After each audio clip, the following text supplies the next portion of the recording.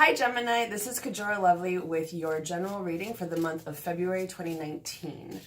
Please keep in mind it is a general reading, so it may not resonate entirely with everyone. You can also check out my videos for your rising and moon signs. If you're curious, I'm reading with the Illuminated Tarot. Okay, so let's see what's going on for you for the month of February 2019.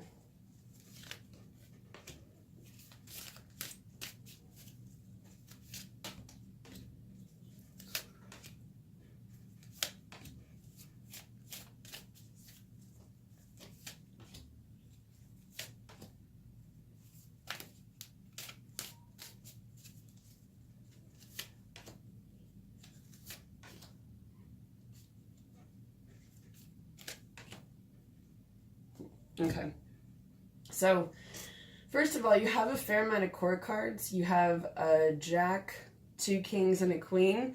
And when you have court cards, that can mean that you have a lot of people who are influential players who could be influencing you, or it can also be aspects of yourself, and we'll get into that more. Where you are right now is the Ace of Cups in reverse. So this usually means that you're experiencing possibly some sadness, maybe some depression, some disappointment, because it relates to emotions. On upright, the Ace of Cups is about feeling positive emotions, emotional abundance, love, happiness. But in reverse, you're not quite feeling that for some reason. So another thing that's influencing you is that you're probably looking for new opportunities with the Jack of Spades, which is the Jack of Swords, the Page, and Knight of Swords, for those of you who read tarot cards. So those I often see as looking for new opportunities and then knowing when the right time is to jump into something, because the Page is often looking, surveying, seeing what's available, what's there, and then the Knight is knowing when to strike and when to go for it. So it could be that you're looking for an opportunity to get yourself out of those feelings of disappointment, sadness, and maybe hurt. And as for what's an overarching influence, this is the Emperor and the King of Swords. So in the Emperor aspect, that could be an Aries in your life or Aries energy. The Emperor is somebody who they want to be in charge, and there's an aspect of it that's either it's somebody who is not afraid to scorch the earth to gain power, to get what they want. They're not afraid to hurt others. They don't really care who they harm, or there's a warning about doing that. The King of Swords is very similar energy because the swords have to do with air, which is your element. So it can also be somebody who has mastered your element. They are very intelligent. It relates, air relates to thoughts and knowledge. But in this case, it feels more, because feels like what's more about the Aries, the Ram energy, the Emperor part. And so it feels more like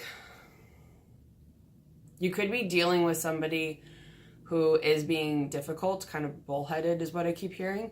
But it could also be an aspect of yourself that maybe you're aware that this is something that you're doing. And let's see if there's any advice that comes with that.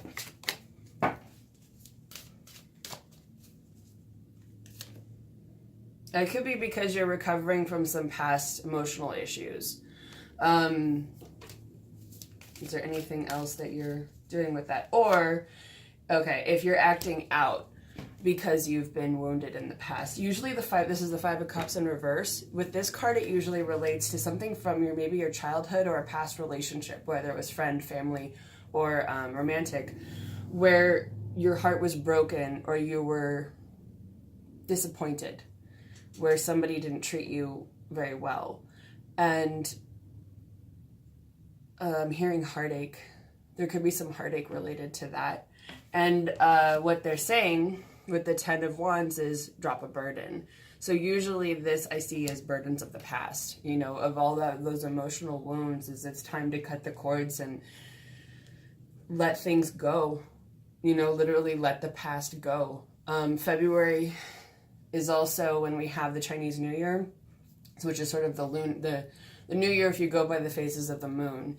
And I would say it's on February 5th, which is a really good time to start fresh, to start new, and to have a fresh look at your life and where you want to be, where you want things to go for yourself. Because I really do feel like this Emperor energy relates to where you might be right now. And if you want to change that, there's something from the past that you need to let go of. And it could be even resentments, burdens, emotional things you're carrying for other people, wounds you've been carrying far too long, any holes you feel like are inside of you emotionally, which could relate to these feelings of dissatisfaction and trying to look for new opportunities that you have because you want something else there. As for what is an influence, you've got the Seven of Swords. This is also the Chariot, so it can mean things are moving forward. But with the Seven of Swords, that also means that somebody could be manipulative or deceitful. Someone could even be stealing something or being dishonest. So that could be because these two cards came out together. This is also the Hierophant, which relates to the sign of Taurus, but it's also the Five of Pentacles. And in this case, I see it more as the Seven of Swords and the Five of Pentacles rather than their major arcana counterparts. So that means that deceit, dishonesty, possibly someone stealing something, and then the mindset of scarcity, which is the Five of Pentacles. That one is about not seeing opportunities and not seeing options, feeling like there are no options, almost like you've been cast out into the cold and you have to fight for yourself and you don't have that many resources that are being offered to you. And I just feel like a little bit of the emotional tension right here. So for those of you that are feeling that, there are probably some of you where it's coming from a place of desperation or need, where you need money, you need resources, and you're going to do what it takes to make sure that you're going to survive. But it feels like with the Five of Cups here, there could be some emotional patterns that need to be healed and released first, because when it comes to this mindset around money, or with the Five of Pentacles here, this is really the Hierophant, but it's about releasing an old mindset. So if you have a lot of difficult views around money, like, well, money just is the root of all evil, or it makes people greedy, or whatever. It doesn't grow on trees. Money's hard to come by. Money is an inanimate object. It doesn't have an agenda. It doesn't have a personality, even. It really depends on the people who have it and who don't have it, and how that affects them. And there are books about this that can help. One of them I know of is called You Are a Badass at Making Money, where she talks about, by Jen Sincero, she talks about how you can change your own relationship with money and finances to see it as something that's fluid, that can come to you easily. And part of it is changing your mentality, because if you always associate money with struggle, you will always be right. It's one of those things that you're telling the universe. And so it's hard. It's not easy to reprogram your brain, because if it's a really old pattern dating back to your childhood, where your parents especially ingrained something in you, or you had different events happen that sort of beat this pattern into, it's not necessarily going to change overnight, but it is something that you can try to work with yourself on and heal. And it looks like you will, because you've got the Queen of Pentacles in upright, but in the future. So I think that changing your perspective about stability, security, finances, work, money, abundance, prosperity, that looking for opportunities, seeing what's available to you, whatever it is, even if it's just for a little bit, I think will still help. Because going back to this Jack of Swords, this is that looking for new opportunities and knowing when to dive in. So if you're looking for a job, it could even be that you're looking for the right one for you, and you will probably find one, because things are going to get better, fortunately. But I think also there may be some things in here where just changing your mindset a little will help. And I feel like, because usually with the Five of Pentacles, in the original Rider-Waite deck, it shows a leper and an older woman walking by a church on a snowy night. And you know he's a leper because he has a bell on his neck. And the whole thing is, there's a church right next to them that will take them in. It will feed them. It will clothe them. It will help them. Are they going to go inside? So with this, I often see it as, will you take opportunities that are presented to you? or because of where they're positioned, they're looking down at the ground, or are you too focused on your situation to think that you can't get help?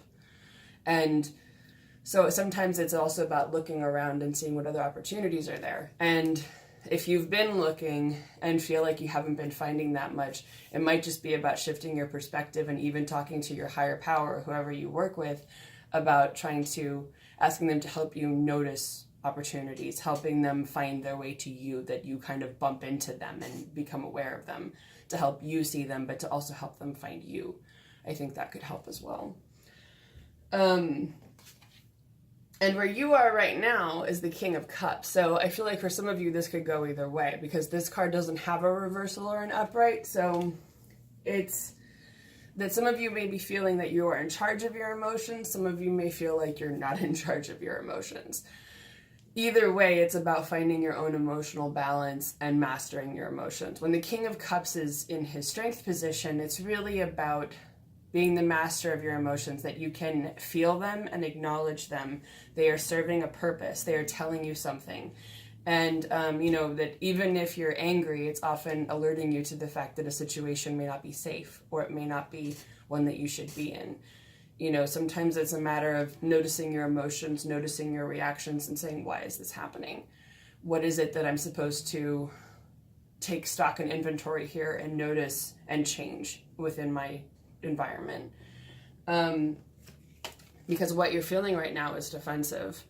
There's something that makes you feel under attack, or like people are attacking you or treating you unfairly. You feel like you've been pushed to a limit and you have to fight your way back.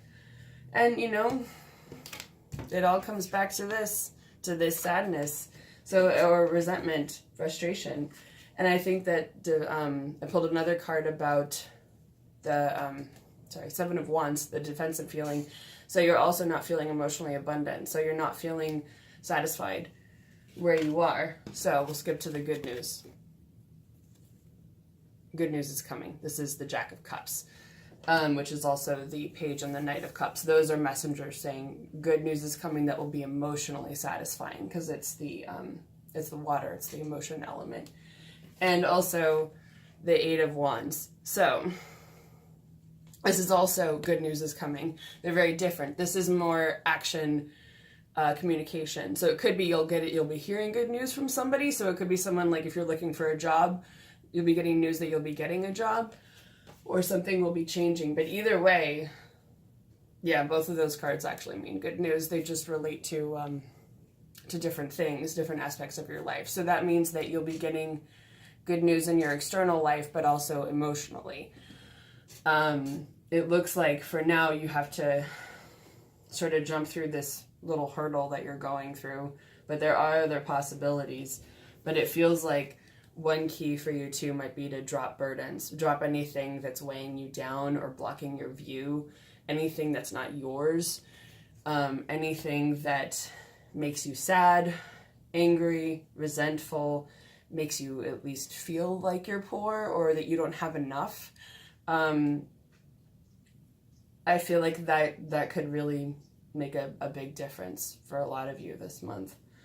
But once again, because I don't want you to be completely depressed, you've got good news coming in with money, because you have the Queen of Pentacles here in the near future. So this relates to stability and groundedness in finances, home, money, job, that sort of thing. That's that financial security.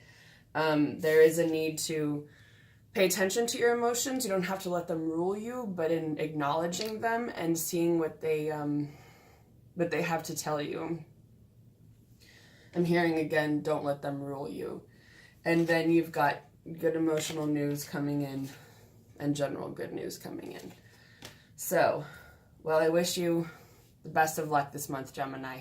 I'll see you again next month.